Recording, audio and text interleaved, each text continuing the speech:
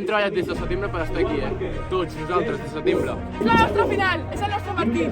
Vindrem aquí a mostrar-los qui són les bones i què és el que fem.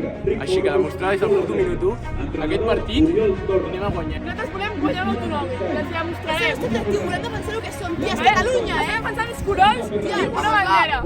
És això, la gallina.